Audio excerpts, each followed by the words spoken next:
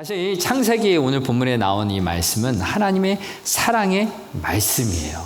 창세기뿐만 아니라 성경 전체가 하나님은 사랑이시고 우리를 사랑하시는 그 음성이 우리에게 들려지는데 이제 하나님의 말씀을 중심으로 또 오늘 우리에게 하시는 말씀 함께 나누려고 합니다. 사랑의 하나님께서 우리를 사랑하시고 우리뿐만 아니라 이 온 우주를 사랑하시는 그 하나님의 뜻을 이 시간에 발견하기를 소망합니다. 그러기 위해서 오늘 말씀을 통해서 나는 어떤 존재인가, 그리고 우리는 어떻게 살아야겠는가 라는 질문을 가지고 함께 살펴보려고 합니다. 첫 번째 함께 살펴볼 것은 나는 누구인가 라는 질문이에요. 그것은 바로 우리는 하나님의 형상을 따라 지음을 받은 존재이다 라는 것이에요. 우리 양들의 이야기 손인연극에서 나왔듯이 우리는 하나님의 형상을 따라 지음을 받은 존재입니다. 오늘 성경 본문이 이렇게 말씀하죠. 오늘 본문 27절에 이렇게 기록됩니다. 같이 성경 말씀 읽어보겠습니다. 하나님이 자기 형상 곧 하나님의 형상대로 사람을 창조하시되 남자와 여자를 창조하시고. 아멘. 방금 양들의 이야기에서 나왔듯이, 그리고 오늘 본문이 말씀하듯이 우리의 존재, 하나님의 형상으로 지음받았다라는 거예요. 경찰이 와서 너 누구냐라고 말을 할 때 어떻게 증명합니까? 네, 아이디 카드 꺼내서 보내주죠. 내 이름, 생년월일, 기타 이런 정보가 나오지만 나는 정말로 누구인가? 이 아이디 카드에도 나오지 않는 그 나에 대한 존재는 어떻게 알 수 있을까요?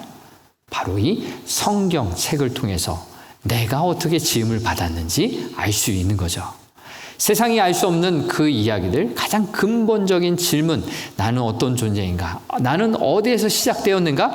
이것이 바로 오늘 본문에 나와 있어요. 어떤 존재라고요?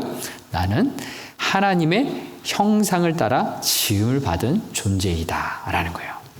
이것이 갖는 중요한 의미가 있어요. 하나님의 형상, 하나님의 이미지를 따라 만들었다라는 것, 하나님과 소통할 수 있다라는 거예요. 하나님의 모습을 닮은 존재로 하나님과 대화할 수 있다라는 놀라운 특권이 주어져 있어요.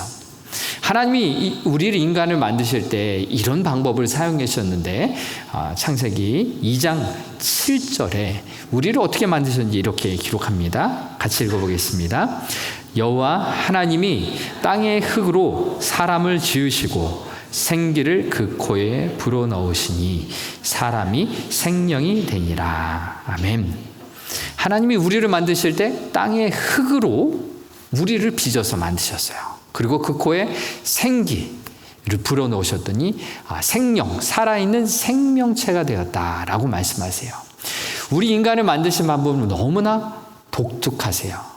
이전에 6일 동안에 모든 만물들을 창조하실 때 빛이 있으라 라고 하시는 하나님의 말씀으로만 창조되었는데, 모든 이 세계를 다 준비하시고 마지막에 이 사람을 만드실 때는 아주 독특한 방법으로 만드셨어요.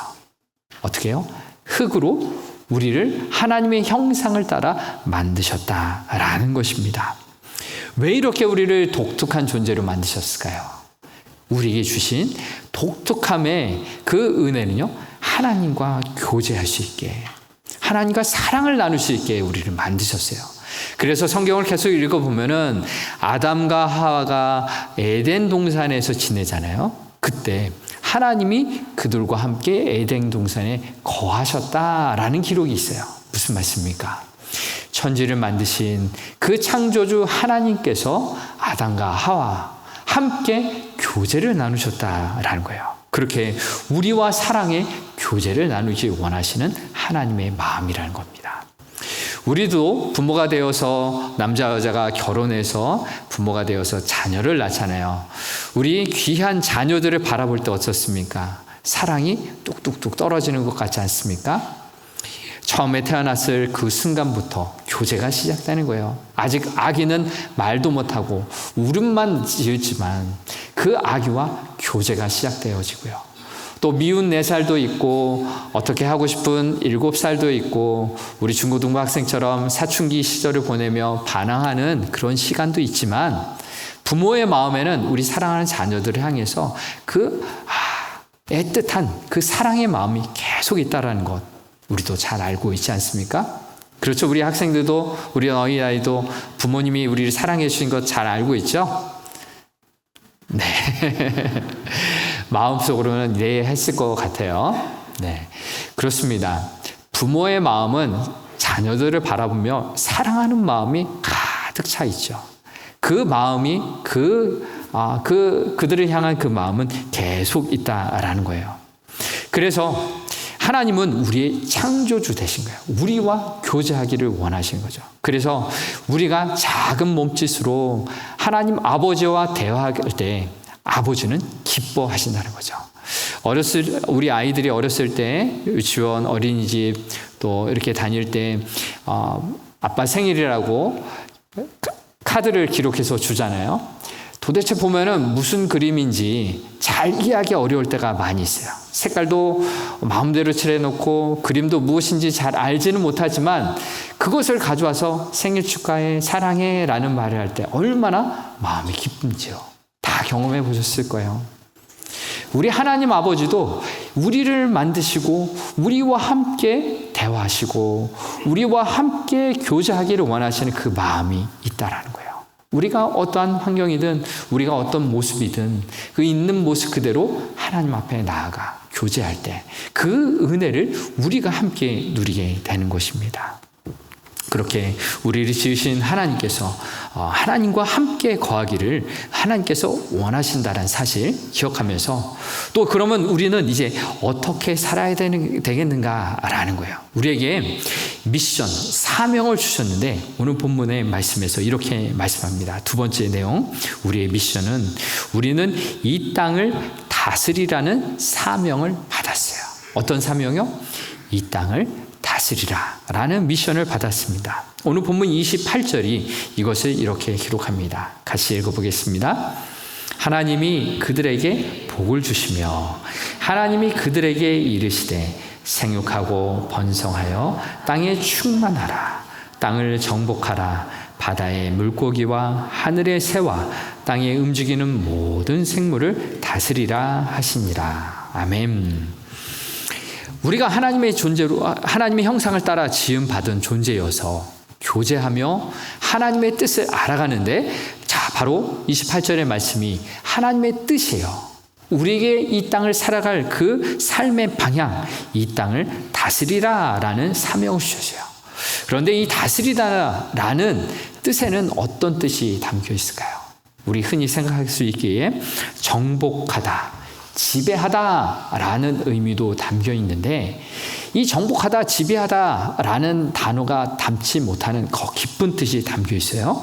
이 다스리다라는 히브리어 라다에는 책임감을 가지고 관리하다, 그리고 사랑으로 돌보다라는 내용이 담겨 있어요. 그러니 정땅판이죠.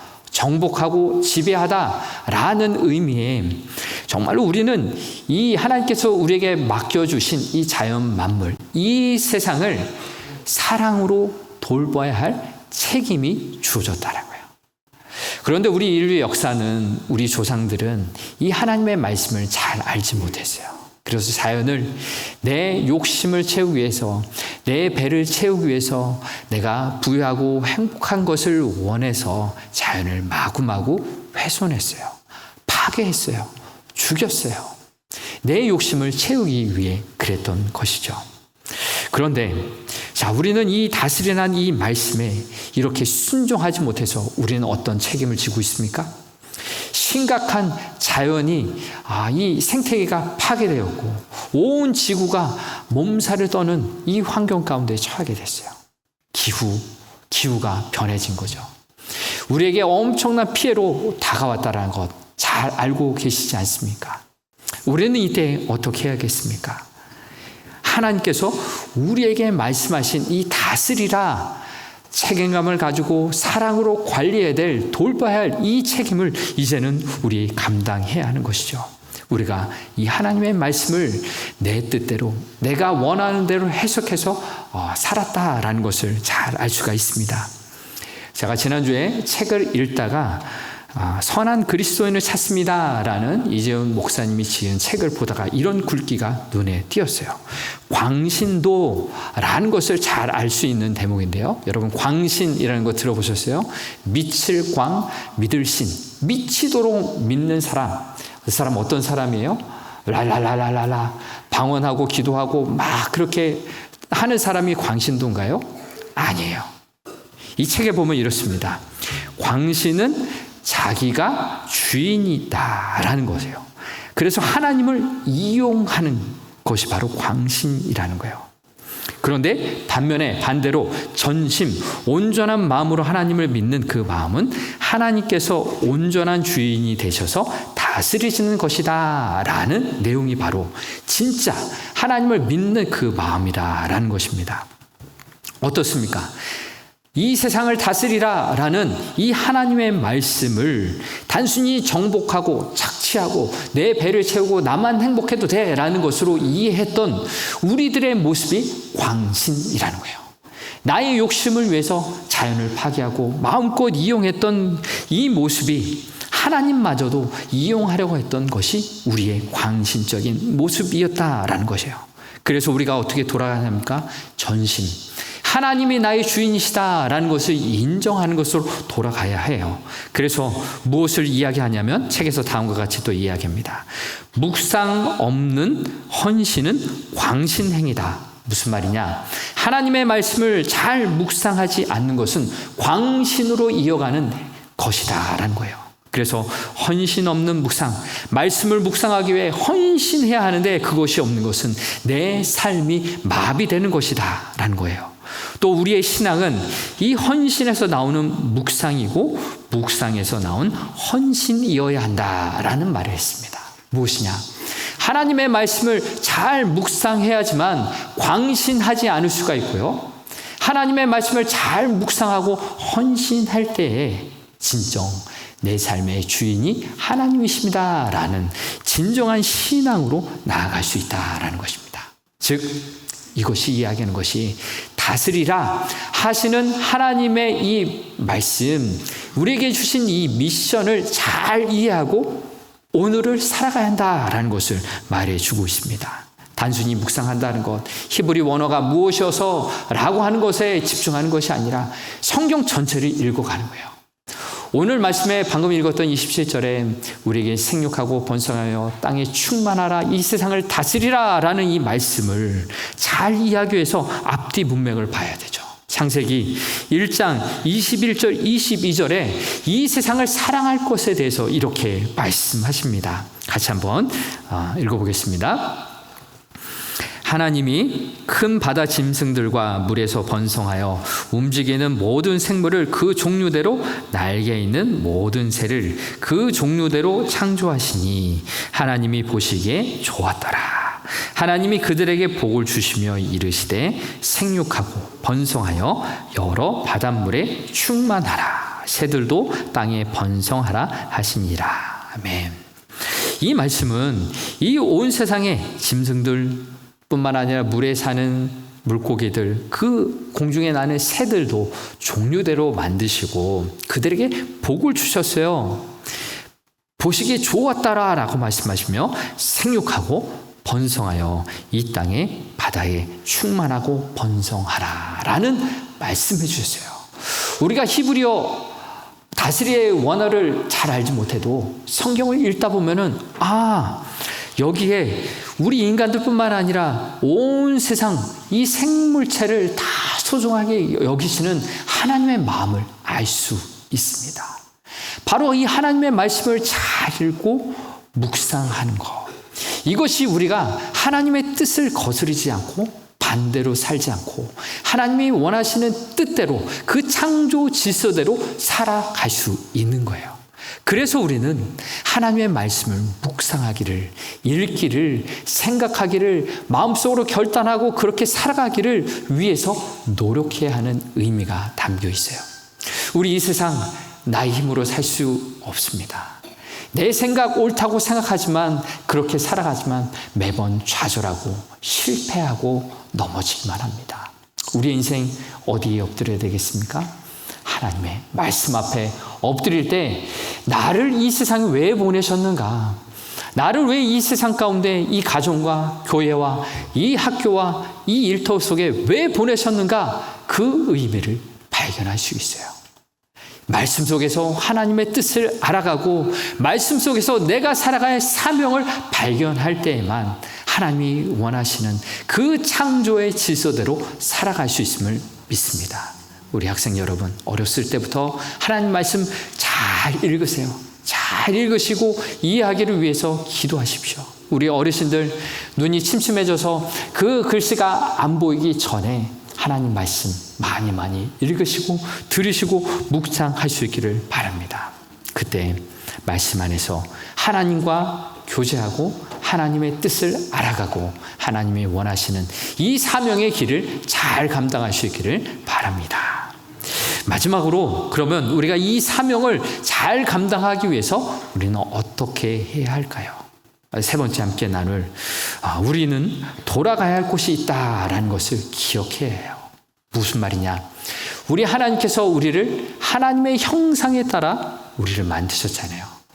이것이 말하는 것은요, 우리가 회복해야 될 곳이 존재가 있는데 그것은 바로 하나님의 형상으로 회복돼야 한다라는 것입니다. 여러분, 붕어빵 아시나요? 네, 붕어빵. 뉴질랜드에서 자란 우리 학생들을 봤을까 모르겠는데요. 이곳에서 파는 곳이 별로 없다고 들었습니다. 여러분 잘 아시다시피 붕어빵 생겼는지 아시죠? 이미지 한번 보여주시겠어요? 네. 붕어빵이라는 틀에다가 프레임에다가 밀가루 반죽을 먼저 넣고 그 속에는 원하는 파당금이든 카스타드든 또 여기 뉴질랜드에서는 이 치즈도 넣어서 팔더라고요. 그것을 넣어서 붕어빵을 찍어내는 거예요. 이것이 무엇을 말합니까? 매 틀에다가 만드니까 똑같은 그런 모양이 나온다라는 거예요. 마치 부모가 그 자녀를 낳았을 때 부모를 닮은 그런 존재가 있는 것처럼 하나님께서 우리를 하나님의 형상을 따라서 만드셨다라고 말씀하셨어요. 그래서 하나님과 교제할 수 있도록 하나님과 소통할 수 있는 그 은혜를 주셨고 하나님의 말씀하여 주신 그 사명을 감당할 수 있도록 우리를 만들어 주셨어요. 그런데 이 붕어빵과도 같아야 될 우리의 모습은 어떤가요? 하나님을 닮아 있나요? 하나님을 향해서 살아가고 있나요? 라는 이 질문 앞에 우리는 심각하게 고민해 봐야 합니다. 나의 모습은 여전히 내 욕심을 따라서 내 욕심을 채우기 위해서 나쁜 생각들, 하나님이 원치 않으시는 그런 마음들을 갖고 살아갈 때가 많이 있지 않습니까? 특별히 이 세상 이 자연 만물을 사랑해야 될 그런 우리가 이 세상 속에서 많은 것들을 누리기 위해서 아직도 자연을 훼손하고 내 마음껏 살아가고 있는 이런 모습을 잊지 않습니까? 우리 인형극에서 나왔듯이 사람들이 이 지구를 아프게 만들기 때문에 온 지구가 몸살을 앓고 있다라는 것입니다. 우리의 신앙생활 어떻게 해야 될까요? 내가 믿고 아는 만큼 그렇게 사는 것이 신앙생활입니다. 우리 인간뿐만 아니라 이 세상 우주 만물을 사랑하시는 하나님의 마음을 알고 이제는 이 세상을 사랑하기 위해서 우리는 어떻게 해야 할까요? 이 세상 가운데 하나님의 사랑의 나라를 만들어가기 위해서 우리는 어떻게 해야 할까요? 환경을 사랑하는 마음 우리가 더 있기를 원합니다. 우리는 작은 것 하나에서 환경을 사랑하고 자연을 사랑할 수 있어야 하죠. 무엇부터 할 수 있을까요? 우리의 가정에서, 교회에서, 삶의 모든 자리에서 작은 것부터 할 수 있습니다. 재활용품 잘 분리해서 배출하는 것, 쓰레기 처리하는 것, 그리고 일회용품 줄여가며 사는 것, 이런 작은 것 하나하나는 사실 애씀이 필요해요. 노력이 필요하죠. 때때로는 불편하기도 해요. 그렇죠. 이 자연을 사랑하고 훼손하지 않게 해서 우리는 작은 노력들 해야 하는데 아직도 이것이 불편하고 수고가 들어간다고 해서 그것을 방치하고 하지 않는다면 어떻게 되겠습니까? 네, 우리 앞에서 나왔던 양 가족들이 울부짖음이 계속될 겁니다. 사람들이 우리 말을 알아듣지 못한다고 울부짖고 있는 것입니다.